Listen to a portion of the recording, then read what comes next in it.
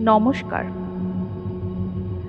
রহস্যময় ও রোমাঞ্চকর কিছু গল্প নিয়ে তৈরি আমাদের এই বিশেষ অনুষ্ঠান ভয়। আজকের গল্পটি আমরা পেয়েছি আমাদেরই এক শ্রোতার কাছ থেকে। গল্পটির নাম সত্যিই কি ঘটে? লেখিকা শ্রীমতী স্বপ্নালী বন্দ্যোপাধ্যায়।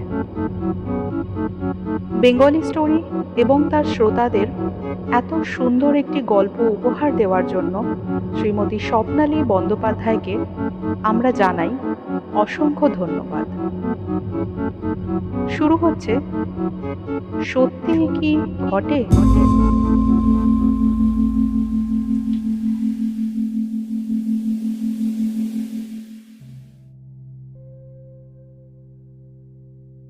হিরণ আজ দারুণ খোশ মেজাজে আছে। অনেকদিন ধরেই একটা বাড়ি খুঁজছিল স্টুডিও বানানোর জন্য, কিন্তু মনের মতো পাচ্ছিল না। সবাইকে বলে রেখেছে। ছোটবেলাকার বন্ধু নীলেশ জানতে পেরে বলল অফিস থেকে কয়েক বছরের জন্য সে জার্মানি যাচ্ছে। তার এত বড় বাড়ি ফাঁকা থাকবে, তাই হিরণ ইচ্ছে করলে এসে থাকতে পারে। হিরণ আজ এসে দেখে গেছে গাছ গাছালিতে ভরা বাগান, তার মাঝখানে বাড়িটা। পূর্বপুরুষের পুরনো বাড়ি, বড় বড় গথিক স্ট্রাকচারের জানলা দরজার ডিজাইন, ভারী ভারী কাঠের ফ্রেমে লাল নীল কাঁচ বসানো পাল্লা দেওয়া জানলা দরজা। হিরণের খুব পছন্দ হয়ে গেল। যদিও একদম শহরে নয়, উপকণ্ঠে। গাড়ি আছে বলে নীলেশের অসুবিধে হতো না। অবশ্য হিরণকেও বলেছে ব্যবহার করতে। একটাই অসুবিধা, এখানে মাঝে মাঝেই নেটওয়ার্ক পাওয়া যায় না।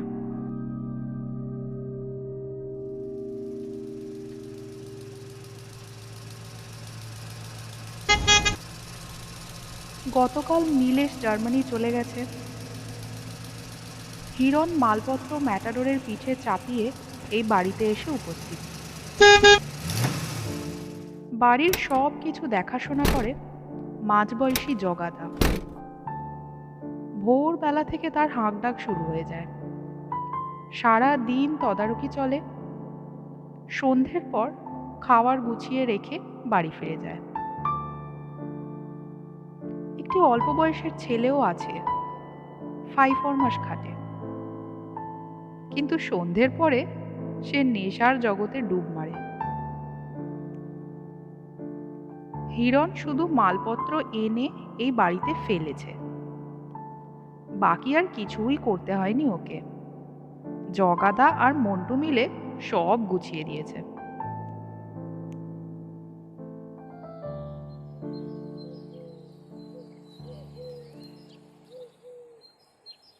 আজ অনেক ভোরবেলা পাখির ডাকে হিরণের ঘুম ভাঙে। কাল সারাদিন এত খাটনি গেছে যে রাতে মরার মতো ঘুমিয়েছে। জগাদা উঁকি মারে। দাদাবাবু, চা দেবো?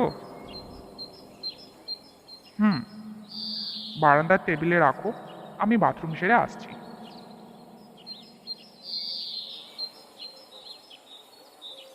চওড়া বারান্দায় ভারী ভারী কাঠের আরামকেদারা 4-5টা পাতা রয়েছে। একটা বড় টেবিলও রয়েছে একধারে। একটু বেলা গড়াতেই মন্টু থালায় করে লুচি, তরকারি, এক বাটি পায়েস নিয়ে এসে হাজির। রাঁধুনি মাসি মালতীদির রান্নার হাতটা বেশ ভালো। দুপুরবেলা খাওয়ার পর হিরণ বাড়ির পিছন দিকটা দেখতে গেল। মাঝারি মাপের পুকুর, জল পরিষ্কার টলটলে। নিচের জলজ লতাগুল্মও দেখা যাচ্ছে। পশ্চিম কোণায় কিছু শ্যাপলা ফুল ফুটে আছে। চারিদিক নিস্তব্ধ। কোনো একটা পাখি কুপ কুপ করে ডেকে চলেছে। গভীর রাত্রি যেমন আছে, তেমনি গভীর দুপুরও হয়। সেটা এখানে না আসলে হিরণ বুঝতে পারত না।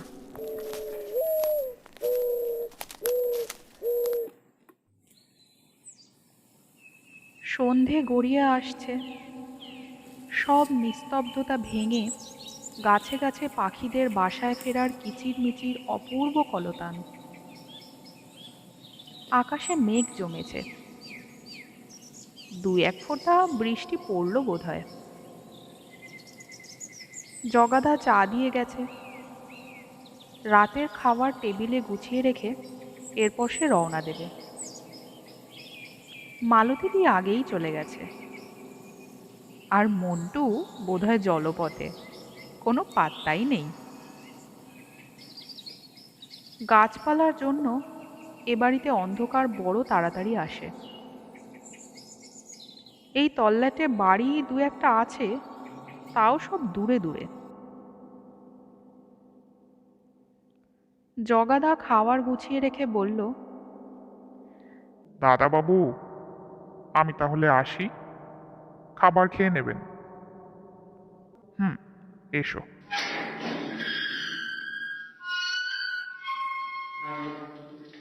বাড়ি একেবারে জনশূন্য। ফটকের লোহার দরজা জগাদা তালা দিয়ে চলে যায়। আর একটা চাবি হিরণের কাছে থাকে। দোতলার হল ঘরে গিয়ে ঢুকলো হিরণ। এলোমেলো করে রাখা মূর্তিগুলোর কোনোটা সম্পূর্ণ, কোনোটা বা অর্ধ সমাপ্ত। একধারে রাখা একটা মূর্তি মাঝখানে টেনে আনে সে।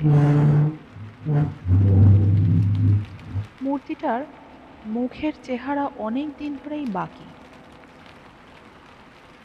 কল্পনাতেই আনতে পারছে না হিরণ। প্রায় স্কন্ধ কাটার মতো হয়ে আছে।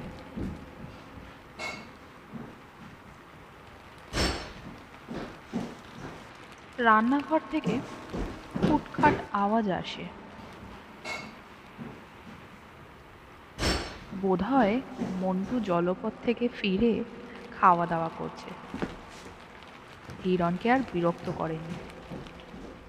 ওর কাছেও তো চাবি দেওয়া থাকে। পায়ের আওয়াজ শুনে মনে হলো ঘরে একবার ঢুকলো। হিরণের চোখ তখন নিবদ্ধ মূর্তিতে। ব্রাশ দিয়ে পরিষ্কার করছে মূর্তি। হিরণ চোখ না সরিয়েই মন্টুকে বলল, মন্টু, কড়া করে আদা দিয়ে এক কাপ চা খাওয়া তো।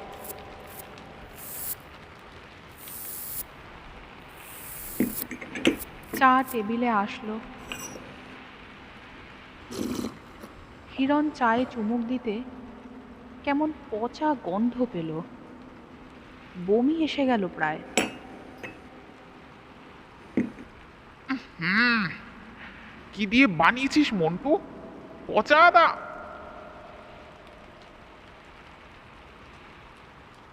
কোনো সাড়া শব্দ নেই। চা ফেলে দিতে রান্নাঘরে গিয়ে দেখে অন্ধকার রান্নাঘর। মন্টু বোধহয় ঘুমোতে চলে গেছে। যাই হোক, ফিরে এসে হিরণ আবার কাজে মন দিল। নিস্তব্ধ রাতে শুধু বৃষ্টির ঝমঝম শব্দ আর মাঝে মাঝে বাজ পড়ার আওয়াজ।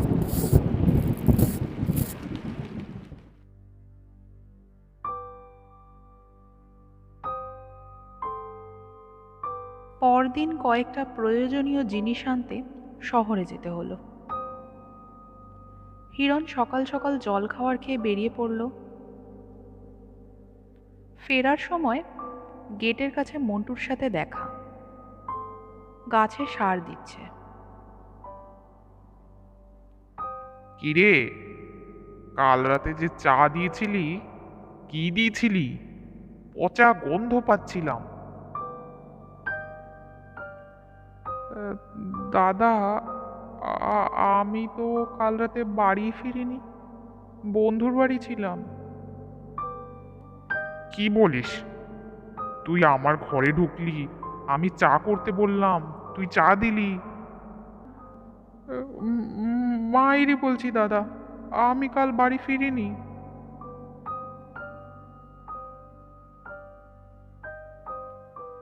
হিরণ ভাবল, নেশার ঘোরে কি যে করে সে কি ওর খেয়াল আছে? ও নিয়ে আর বেশি চিন্তা করল না। আজ একটা মূর্তি বিক্রি হয়েছে, তাই মন মেজাজ খুশ। দুপুরবেলা ভাত খেয়ে একটা জার্নাল নিয়ে শুল। কখন যে চোখ লেগে গেছে। ঘুম ভাঙল দাদা, ডিম নেবেন? বারান্দায় কথার ডিম, কচকচানিতে। দেশি ডিম আছে, খুব বড় যান তো বড়। এখান থেকে, যান। দেখুন, বেশি দেশি একটু ডিম উঁকি খুব মেরে বড় বড়, দেখে ভালো ডিম। জগাদা নিন না একটা দাদা। মেয়ের কেন সাথে ওকে কথা বলছে। বলছি তো নেবো না।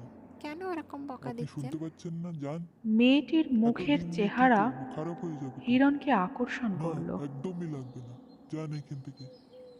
আপনাকে ভালো করে এগিয়ে বলছি, এসে বুঝতে সে পারছেন জিজ্ঞেস না? করলো, কি হয়েছে জগাদা? আর বলো না, এক্কেবারে নাছোড় বান্দা। ঝুড়ির সব কটা ডিমই নাকি নিতে হবে, সব সময় হুজ্জুতিপনা করবে। আমি বলছি লাগবে না, তাও নিয়েই নাও না, লাগবে তো বটেই। হিরণ মেয়েটিকে দেখছে।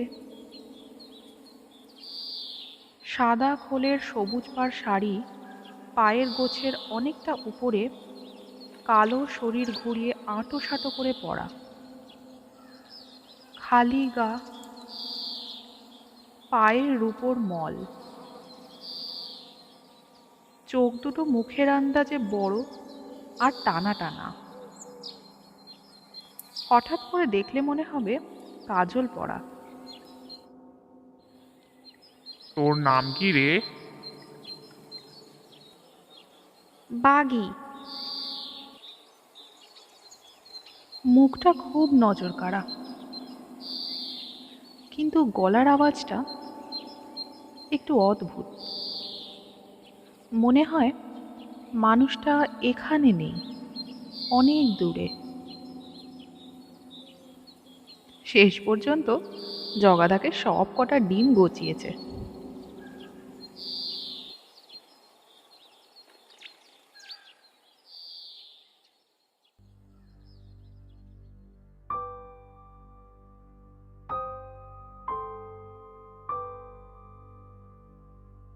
সন্ধ্যের পর যথারীতি জগাদা টেবিলে সব গুছিয়ে রেখে বাড়ি চলে গেছে।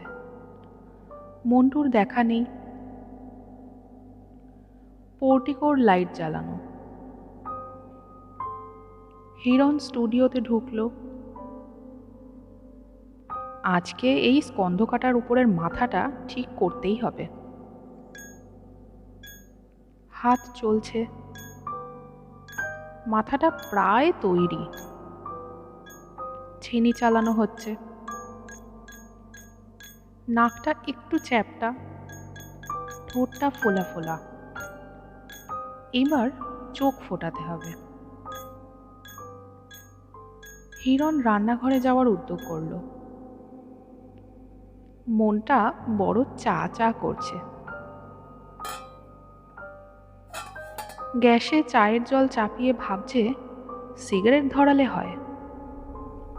স্টুডিও থেকে সিগারেট নিয়ে ফিরে দেখে গ্যাসের আগুন নেভানো, কাপে চায়ের ধোঁয়া উঠছে। হিরণ খেয়াল করতে পারছে না ও কি চা করে স্টুডিওতে গেছিল। আবার সেই পচা গন্ধটা আসছে। হিরণ কাপের চা আনমনে ফেলে দিয়ে আবার জল চাপালো। নিচু হয়ে গ্যাস থেকে সিগারেট ধরালো।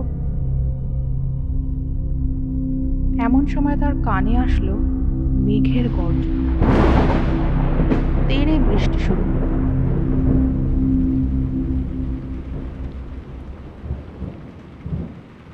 কাল রাতে স্টুডিওতেই ঘুমিয়ে পড়েছিল হিরণ। কাজ করতে করতে এত ক্লান্ত লাগছিল যে পাশের আরামকেদারায় বসতেই ঘুমিয়ে পড়েছে। জগাদা এসে উঠিয়ে চা দেয়। মূর্তিটার চোখটা যেমন চাইছে ঠিক সেরকম হচ্ছে না। আজ আবার বসতে হবে।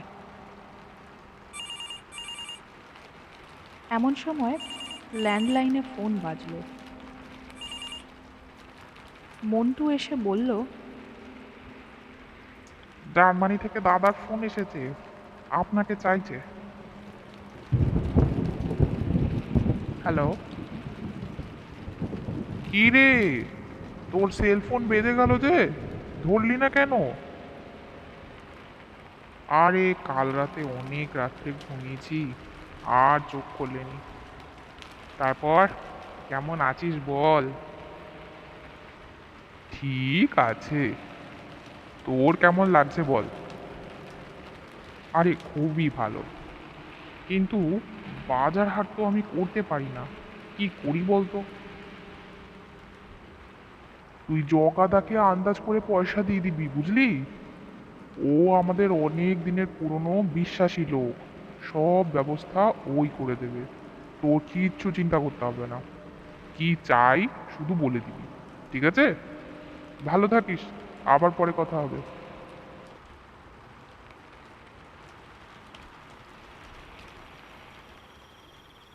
আজ আবার স্টুডিওতে গিয়ে বসেছে হিরণ। দুটো চোখের কাজ একটু বাকি আছে। মুখটা একদম সেই দিনের দেখা মেয়েটা বাগির মুখের চেহারা, অদ্ভুতভাবে মিলে গেছে। আর চোখের তারাও অপূর্ব ফুটেছে।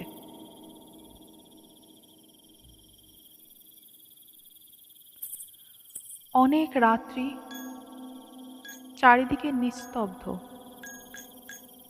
বাইরে ঝিঝি পোকার ডাকটা এত তীক্ষ্ণ যেন ঘরের ভিতর চলে এসেছে। হঠাৎ মনে হলো ঝিঝি পোকার আওয়াজের সাথে ছিন ছিন নূপুরের শব্দও আসছে। হিরণ হাতের কাজ থামিয়ে কান খাড়া করে রাখল। বারান্দায় কেউ হাঁটছে। উঠে গেল বাইরেটা দেখতে। কেউ নেই। ফিরে এসে কাজে মন দেয়। মূর্তি প্রায় শেষ। ঠিক যেন মনে হচ্ছে হিরণের দিকে তাকিয়ে বাগি হাসছে।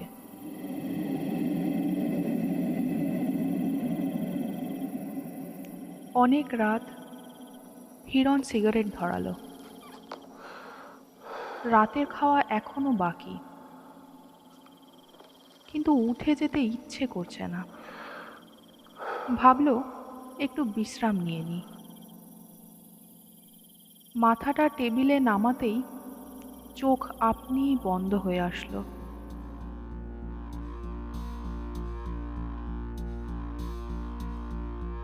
মাথায় যেন বাঘই নৃত্য করে বেড়াচ্ছে, আর পচা গন্ধ আসছে। গন্ধটা আবার নাকে এসে ঢুকেছে।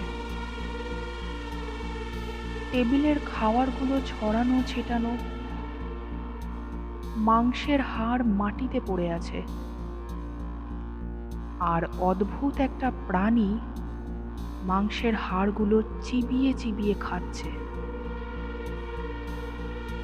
কানে আবার ছিন ছিন নূপুরের আওয়াজ। একটু অস্বস্তি বোধ হতেই পিছন ঘুরে দেখে মূর্তিটা কখন ওর পেছনে এসে দাঁড়িয়েছে। মূর্তি কি হাঁটতে পারে? কে নিয়ে আসলো এখানে? মূর্তি গ্রীবা কাত করে হিরণের দিকে তাকিয়ে আছে, আর তার চোখ দুটো আগুনের ভাটার মতো জ্বলছে, আর ঠোঁটের কোণে হাসি। হিরণের তখন বনবন করে মাথা ঘুরছে।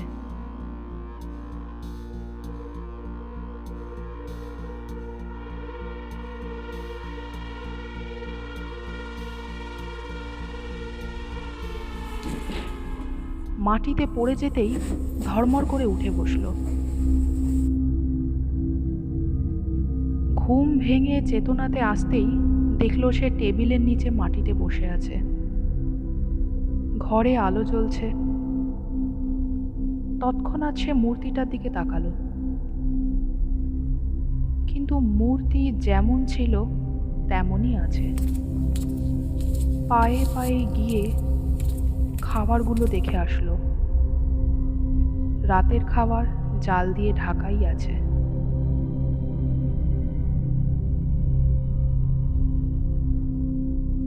তুই শুয়ে আছিস কিসের জন্য? শুয়ে আছিস কিসের জন্য? এটা তো শোয়ার সময়। পরদিন গাছগুলোর দিকে সকালে একটু না দেখলি জগাদার তো? চেঁচামেচিতে আর হিরণের ঘর ঘুম দুয়ারে ভাঙে। পুরো ধুলো পড়ে আছে। মন্টুকে বকাবকি এত করছে। শুয়ে থাকলে কাজ হবে কি করে? ওঠ, গাছগুলোর ঠিকঠাক যত্ন ওঠ, নিচ্ছে না সে। উঠে জল দিয়ে গাছে ঘরে আগে। ধুলো পড়ে আছে, তারপর ঘর দুয়ারে পরিষ্কার করবি। আর মন্টু শুয়ে শুয়ে ওঠ, জগাদার বকুনি শুনছে। শুনতে পাচ্ছিস না কানে কি বলছি আমি? মালতী ওঠ, দি জগাদার কাছে এসে নালিশ যা করছে, গাছগুলোকে গিয়ে জল দে আগে। আজই এই রান্নাঘরের দেওয়ালের গর্তটা কিন্তু সিমেন্ট দিয়ে চেপে দিতে হবে। সকালে এসে দেখি ঘর ময় মাংসের হাড় ছড়ানো ছিটানো। কাল আমি মাংস রান্নাই করিনি। আপদগুলো কোথা থেকে নিয়ে এসে ফেলেছে কে জানে। এই সব হচ্ছে ছুঁচোর কেত্তন।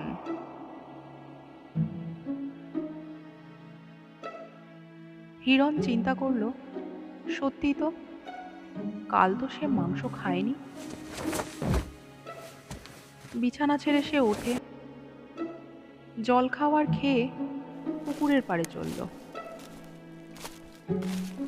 মন্টু হাতে একটা কাতলা মাছ ঝুলিয়ে বাড়ির দিকে আসছে। ছিপ ফেলে তুলেছে। খেতে বসে হিরণ বলল,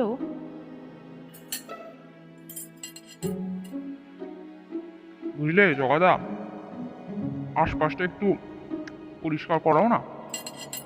রাতে মাঝে মাঝে কেমন পচা গন্ধ ভেসে আসে। তাই নাকি দাদাবাবু? কিন্তু আমি তো পরিষ্কার করাই। আচ্ছা, আবার কাল দেখবো কোন।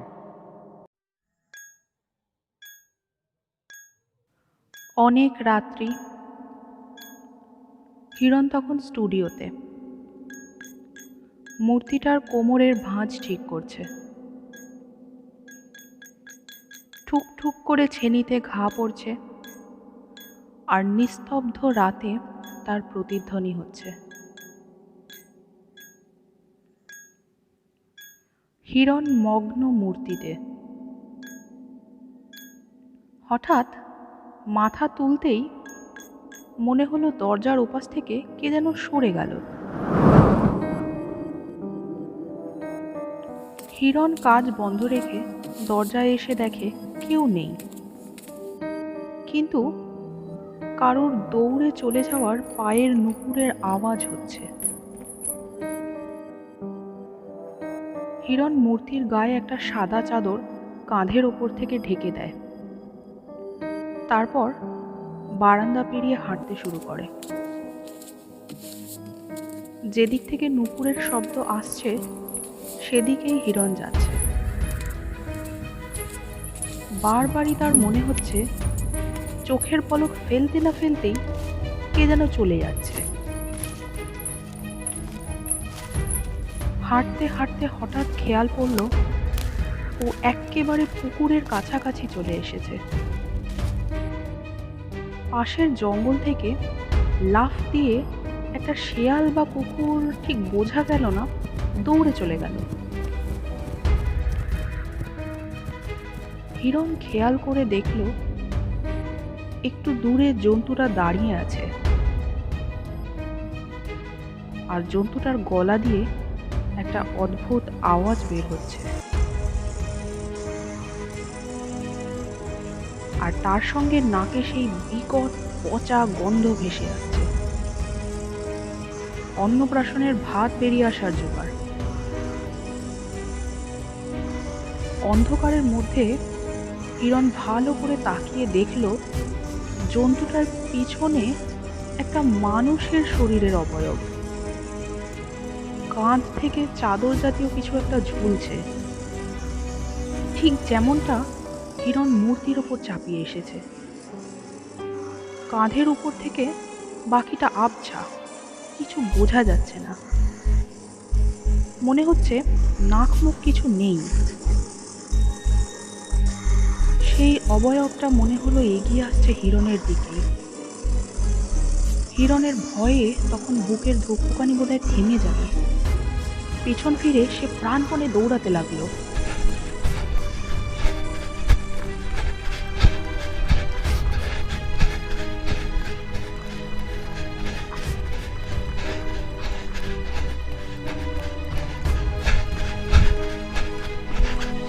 দৌড়ে ঘরে এসে সে টেবিল থেকে জগ নিয়ে ঢকঢক করে গলায় জল ঢালল।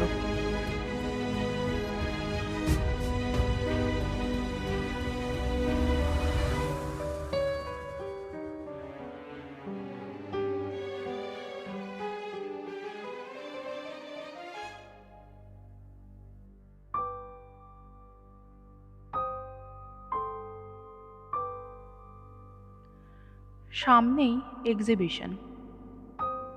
বিপুল, যামিনী আর হিরণ তিনজনে মিলে একাডেমিতে এক্সিবিশন করছে। হিরণের একার পক্ষে আর সম্ভব হচ্ছে না। আজ দুপুরবেলা বিপুল আর যামিনী এসেছিল। অনেকক্ষণ আড্ডা দিয়ে সন্ধ্যের মুখে বেরিয়ে গেছে। ফ্লাক্সে চা করে টেবিলে রাখা। হিরণ খবরের কাগজ খুলে আরাম করে চায়ের কাপ নিয়ে বসল।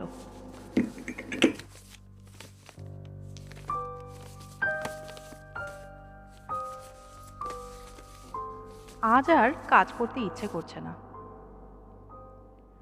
তাড়াতাড়ি রাতের খাবার শেষ করে শুয়ে পড়ে, আর শুয়ে পড়তেই অঘোরে ঘুম।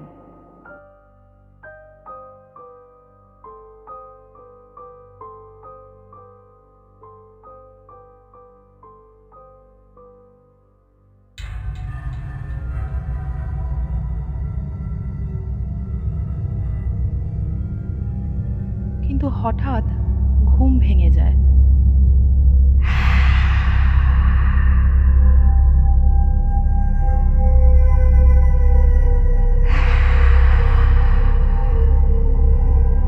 মনে হয় গায়ের ওপর কারোর নিঃশ্বাস পড়ছে। ঘর অন্ধকার, দরজা তো সে বন্ধ করেই ঘুমিয়েছে। মন্টু? না, মন্টু তো আজ বাড়ি যাবে। তাহলে কে ঘরে? হিরণের শরীর কাঠ হয়ে আসে। মনে হয় যেন শরীরে আর কোনো সার নেই। হাত পা নাড়াতেই পারছে না। মনে হচ্ছে কিলো কিলো ওজন চাপানো যেন। খাটের চারধারে মনে হচ্ছে কি একটা ঘুরে বেড়াচ্ছে। সুইচ বোর্ডটা ঠিক কোথায় যেন মনেই করতে পারছে না। সমস্ত শক্তি জড়ো করে খাট থেকে এক লাফ দিয়ে সুইচ বোর্ডের কাছে গিয়ে আলো জ্বালতেই দেখে কোথাও কিছু নেই। বুঝতে পারলো আজ আর ঘুম আসবে না। একটু পরেই বৃষ্টি শুরু হলো, সাথে সাথে লাইটও চলে গেল। রান্নাঘরে লণ্ঠন রাখা আছে, কিন্তু অত দূরে তো যেতে হবে। কোথায় মোমবাতি আছে তাও জানে না। দেশলাই জ্বালিয়ে জ্বালিয়ে খুঁজতে লাগলো জানলার কোনায় কোনায়। এক কোনায় একটা আধপোড়া মোমবাতি দাঁড় করানো পেল।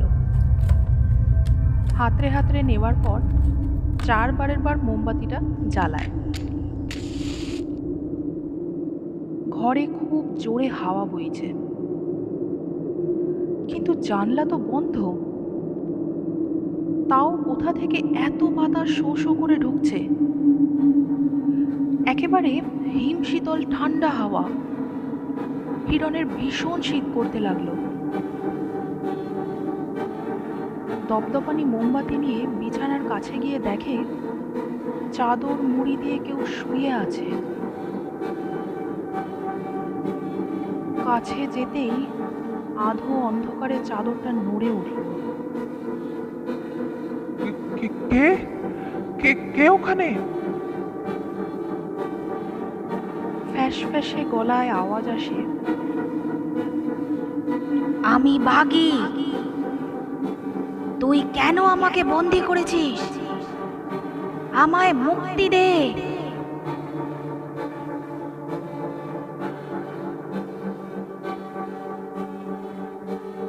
আচমকা আলো চলে আসাতে দেখে বিছানার চাদর এলোমেলো পড়ে আছে। তাহলে এইমাত্র সে কি শুনল? হঠাৎ একটা বিড়াল করে লাফ দিয়ে ঘর থেকে বেরিয়ে গেল। হিরণ ভাবল, একের পর এক এসব কি ঘটছে তার সাথে। হিরণ ঘাড়ে মুখে একটু জল দিয়ে আসে, ভাবে এবার বোধহয় একটু ঘুম আসবে।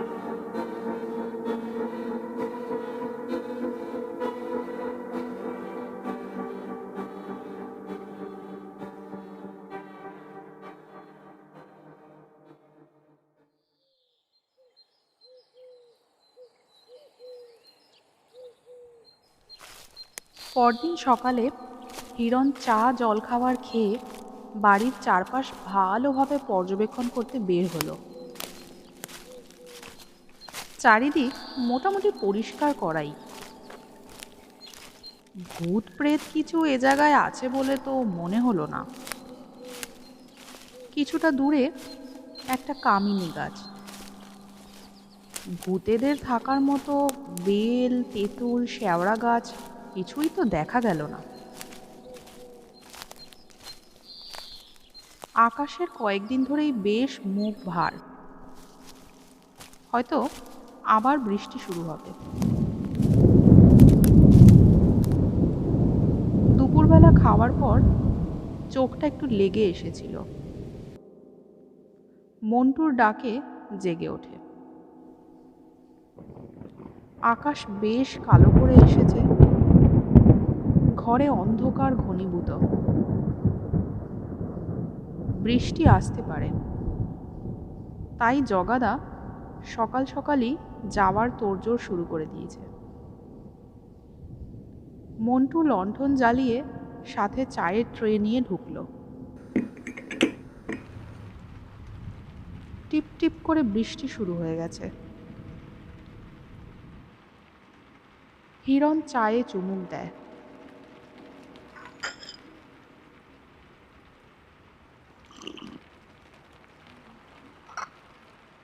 আহ, খাসা চা বানিয়েছিস।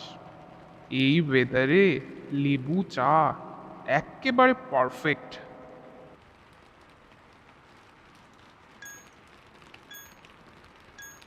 স্টুডিওতে কতক্ষণ কাজ করছে হিরণের খেয়াল নেই। এক মনে ঠুকঠুক করে ছেনি চালাচ্ছে। ঘামে মুখ ভিজে একেবারে জ্যাবজ্যাবে। তার কাজের মগ্নতা ভাঙল দড়াম করে জানলার একটা পাট খুলে যেতে। বৃষ্টির ছাট আসতে পারে ভেবে জানলা বন্ধ করতে গিয়ে দেখে একটু তো ঝোড়ো হাওয়া নেই।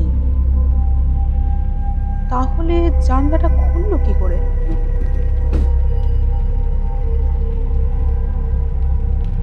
তবে ঝুম বৃষ্টি পড়ছে। চেয়ারে এসে সে বসল। দুহাতের পাতায় মুখ নামিয়ে চোখ বন্ধ করে ভাবতে লাগলো, একটা সিগারেট ধরালে মন্দ হয় না। চমকে উঠল আবার একটা দড়াম করে আওয়াজ হওয়াতে। এবার মনে হলো বাথরুমের দরজার আওয়াজ। ওটা কি খোলা ছিল? হিরণ পায়ে পায়ে সেদিকে রওনা দিল। বাথরুমের সামনে যেতেই বন্ধ দরজার ওপাশ থেকে ফিস ফিস কথার শব্দ ভেসে আসছে।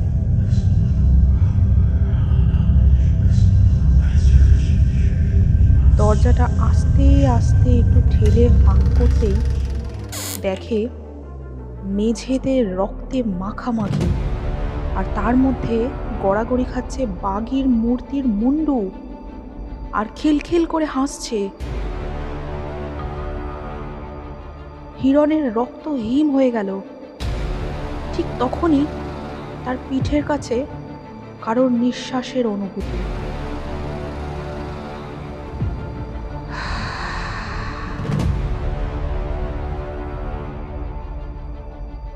হিরণ মাথা ঘোরাবার শক্তিটুকুও হারিয়ে ফেলেছে, তাও অনেক কষ্টে মাথা ঘুরিয়ে চোখ বিস্ফারিত তার। স্কন্ধ কাটা হয়ে মূর্তিটা জ্যান্ত দাঁড়িয়ে আছে তার পিছনে। হিরণ উদ্ভ্রান্তের মতো শোয়ার ঘরের দিকে দৌড়ালো। তার পিছনে ধপ ধপ করে দৌড়ে আসার শব্দ। হিরণ কোনো রকমে ঘরে ঢুকে দরজায় পিঠ চেপে দাঁড়িয়ে আছে, প্রাণপণে চেষ্টা করছে দরজার ছিটকিনি আটকাতে। বহুদিনের জং ধরা ছিটকিনি, কিছুতেই আটকাচ্ছে না। এদিকে দরজায় দুম দুম ঘা পড়ছে, এই বুঝি দরজা খুলে যায়। কোনো রকমে দরজার ছিটকিনি আটকালো। তৃষ্ণায় গলা বুক ফেটে যাচ্ছে, কিন্তু কোথাও এক ফোঁটা জল নেই ঘরে। লাল নীল চৌকোপি করা কাঁচের দরজার ওপাশে শরীরের অবয়ব স্পষ্ট দেখা যাচ্ছে। হিরণের নাম ধরে ডাকছে, হিরণ, হিরণ।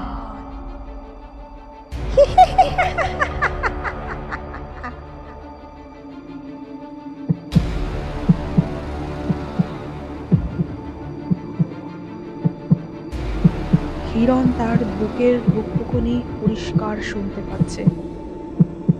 খাটের ওপর গুটিসুটি মেরে বসে পড়ল। একটু পরে সব চুপচাপ, সব নিস্তব্ধ।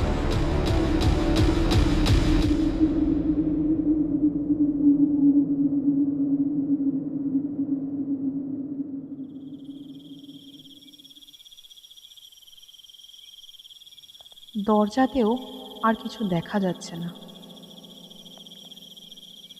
লণ্ঠন ঘরের এক কোণায় টিমটিম করে জ্বলছে। হিরণ একবার ভাবল লণ্ঠন নিয়ে দরজা খুলে খাবার ঘর থেকে একটা জলের বোতল নিয়ে আসবে, কিন্তু সাহসে কুলালো না।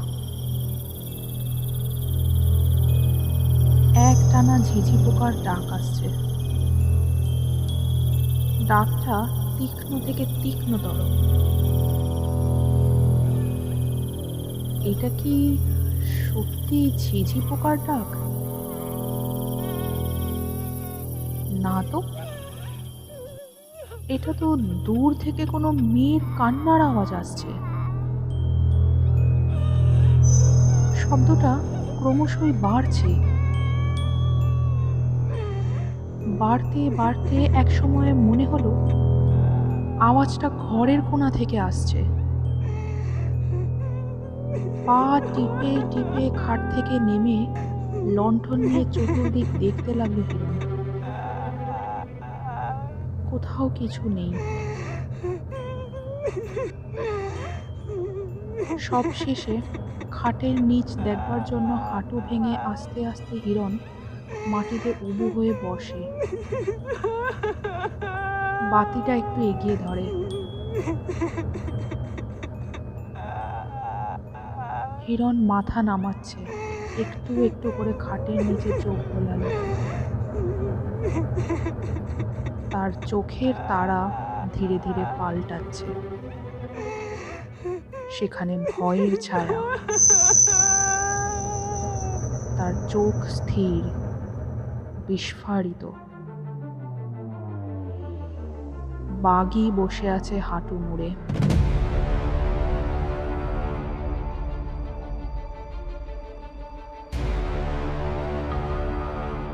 এলোমেলো চুল তার মুখের ওপর এসে পড়েছে, আর চুলের ফাঁক দিয়ে দুটো লাল লাল চোখ যেন জ্বলছে। তার মুখগহ্বর অন্ধকার।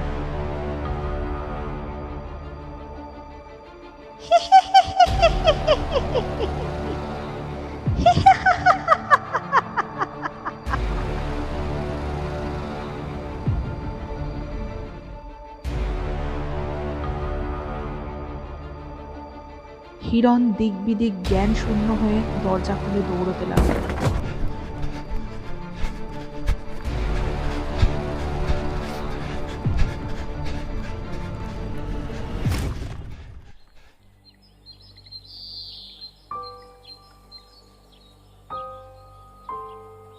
দাদাবাবু, ও দাদাবাবু,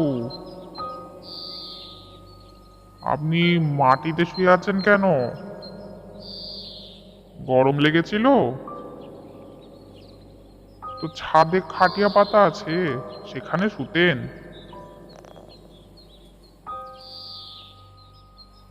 হিরণ চোখ খুলে দেখে মুখের ওপর জগাদা আর মন্টুর মুখ। আপনি রাতের খাবারও খাননি, যেমন রেখে গেছিলাম তেমনই পড়ে আছে। উঠুন উঠুন, স্নান করে জল খাবার খেয়ে নিন। এই জন্যই বলি এক নাগাড়ে এতক্ষণ কাজ করবেন না।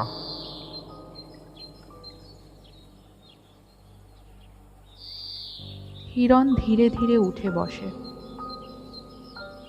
তার সব মনে পড়ছে। ক্লান্ত লাগছিল। টেবিলের ওপর সে মাথা রেখেছিল। ঘুমিয়ে পড়েছিল কি? তাহলে যেসব ঘটনা ঘটেছে রাত্রে, সবই কি স্বপ্ন? কিছুই সত্যি নয়? মাথা ঘুরিয়ে দেখে বাঘের মূর্তি যেখানে ছিল সেখানেই আছে। কাছে গিয়ে কাঁধে হাত দিয়ে দেখলো আলগা কিনা। না, আলগা নয়, জোড়া লাগানো। চোখ সরাতে গিয়ে দেখলো হালকা একটা চির ধরার মতো দাগ। এটা কি করে হলো? হয়তো ঠিক মতো করা হয়নি, ঠিক করতে হবে। আজ একজন লোক আসবে মূর্তি কিনতে। হিরণ স্নানে ঢুকলো। পুরনো বাড়ি, আধুনিক বাথরুম নয়। মন্টু বালতিতে জল গরম করে দিয়ে গেছে। জগাদা বলেছে গরম জলে স্নান করলে শরীর ঝরঝরে লাগবে। হিরণ মেঝেতে পা ঘষে ঘষে দেখতে থাকে কোথাও কোনো রক্তের দাগ দেখা যায় কিনা। শেষে কিছু না পেয়ে নিজেই ফিক করে হেসে ফেলল।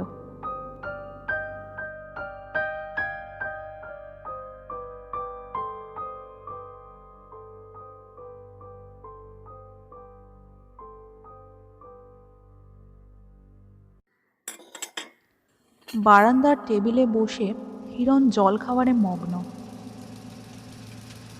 ফটক দিয়ে পুলিশের জিপ ঢুকলো। সামনের রাস্তা দিয়ে পেছনে পুকুরের দিকে চলে গেল। একটু পরেই দুজন এসআই এসে জানালো এখান থেকেই খবর গেছে পুকুরে একজন মেয়ে মানুষ ডুবে মারা গেছে। সে কি? আমি তো এ ব্যাপারে কিছু জানি না। একটু আগে আমি ঘুম থেকে উঠেছি। আগে দাদাবাবু, মন্টুই পুলিশে খবর দিয়েছে। ভোরবেলা মন্টু পুকুরের পশ্চিম পাড়ে জাল ফেলতে গেছে, তখনই শরীরটা দেখে। ও দাদাবাবু, সেদিন যে ডিম বিক্রি করতে এসেছিল বাঘি, ওই ডুবে মারা গেছে। হিরণ চমকে উঠল। সেদিন রাতে মুষলধারে বৃষ্টি পড়ছিল, তখন বাঘি পুকুরে নেমেছিল। পরে ওর লাশটা ভেসে উঠেছে, কেউ খেয়াল করেনি। সবাই বলছে খুব বাজ পড়ছিল তো, তাতেই হয়তো মারা গেছে। কিন্তু অত রাতে ও পুকুরে নেমেছিল কেন? ও বাঘই তো ওরকমই মেয়ে ছেলে, ভয় ডর বলতে কিচ্ছু নাই। এই বাড়ির পিছনে ভাঙা দেওয়াল, ও রাতের বেলা ওইখান দিয়ে এসে মাছ চুরি করে। ও ও ও থাকে কোথায় জগাদা? সে আমি জানি না। দূরে সেই উত্তর ভাগের দিকে কোথায় জানি একটা বাড়ি, সেখান থেকে পালিয়ে চলে এসেছিল। একা একা নিজের ইচ্ছে মতো চলে। ও বলে ও নাকি কোথাও বন্দি থাকতে ভালোবাসে না।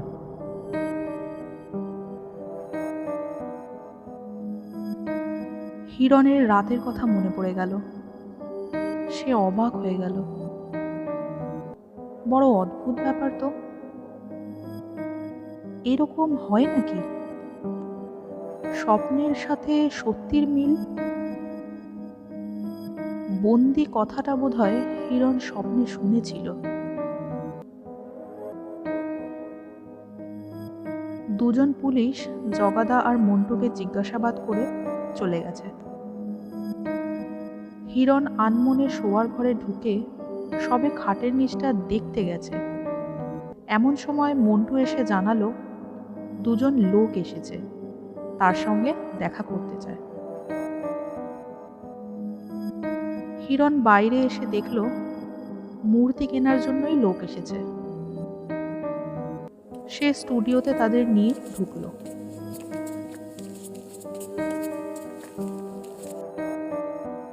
ওরা ঘুরে ঘুরে মূর্তিগুলো দেখছে। প্রায় সব মূর্তি ওদের পছন্দ। স্কাল্পচারের দুনিয়ায় হিরণের যথেষ্ট নাম ডাক আছে। জগাদা চা বানিয়ে এনে টেবিলে রাখে। শেষ পর্যন্ত বাঘের মূর্তিটাই ওরা পছন্দ করে। ফটক দিয়ে মূর্তি নিয়ে গাড়ি বের হচ্ছে, আর তার ঠিক পেছনেই দরজা বন্ধ বড় ভ্যান গাড়িতে বাঘের মৃতদেহ নিয়ে চলে গেল।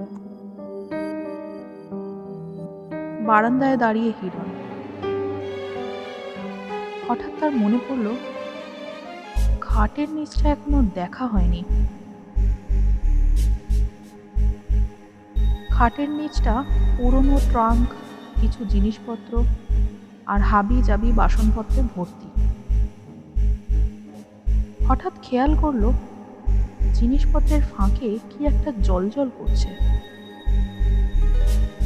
একটু এগোতেই হুড়মুড় করে জিনিসপত্র টপকে একটা বিড়াল দৌড়ে চলে গেল। হিরণ নিজের মনে হাসলো একবার, কিন্তু একটা আষ্টে গন্ধ আসছে না, যেমন পুকুরের জলে থাকে। হয়তো মালতী মাসির মাছ ভাজছে, নাকি অন্য কিছু।